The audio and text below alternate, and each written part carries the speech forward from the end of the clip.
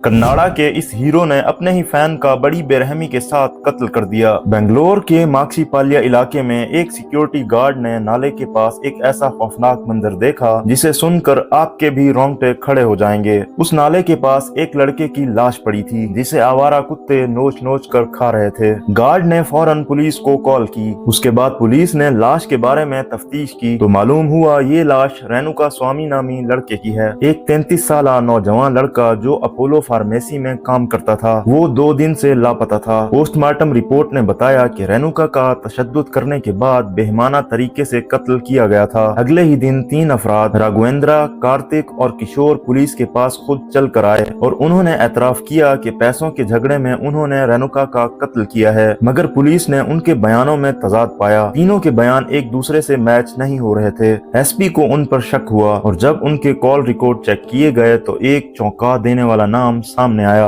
और वो नाम कन्नड़ फिल्म इंडस्ट्री के सुपरस्टार दर्शन का था। तफ्तीश में इंकशाफ हुआ कि ये तीनों दर्शन के फैन क्लब के लोग थे और कत्ल से एक दिन पहले दर्शन के साथ उनकी लोकेशन एक ही जगह की थी। जब उन तीनों से दोबारा पूछताछ हुई तो एक मुलजिम टूट गया और उसने सच बताया जिसने पूरी फिल्म इंडस्ट्री को हिला कर रख दिया। दर्शन का पिछले 10 सालों से एक्ट्रेस पवित्रा गुड़ा के साथ अफेयर चल रहा था। जब पवित्रा ने अपने और दर्शन की एक साथ वीडियो सोशल मीडिया पर डाली तो दर्शन के फैंस पवित्रा पर बरस पड़े क्योंकि उनको लगता था कि दर्शन शादीशुदा है और उसका रिश्ता पवित्रा खराब कर रही है। और उन्हीं फैंस में से दर्शन का एक फैन था रेणुका स्वामी जिसने पवित्रा के खिलाफ सख्त कमेंट किए थे और यही कमेंट्स उसकी मौत की वजह बन गए। पवित्रा ने रेणुका के कमेंट पढ़े और उसको बहुत गुस्सा आया। फिर उसने दर्शन से शिकायत की कि इस आदमी को सबक सिखाना पड़ेगा और फिर दर्शन ने अपने आदमी राघवेंद्रा को 30 लाख दिए और रेणुका को अगवा करने का बोला। रेणुका को दर्शन से मुलाकात के बहाने से बेंगलोर बुलाया गया जहां एक कंपाउंड में दिन भर उसे बेल्टों और डंडों से मारा गया। शाम को दर्शन खुद वहां पहुंचा। दर्शन को देखकर रेणुका को लगा अब शायद वो मुझे बचा लेगा, मगर दर्शन ने अपने फैन को जिसने उसे भगवान माना था खुद अपने हाथों से रेणुका की मारपीट शुरू कर दी, यहाँ तक कि उसकी जुबान काट डाली, जबड़ा तोड़ डाला और इतना मारा कि रेणुका मौके पर ही दम तोड़ गया। और हैरत की बात यह है कि वहाँ पवित्रा भी ये सब होता हुआ अपनी आंखों से देख रही थी।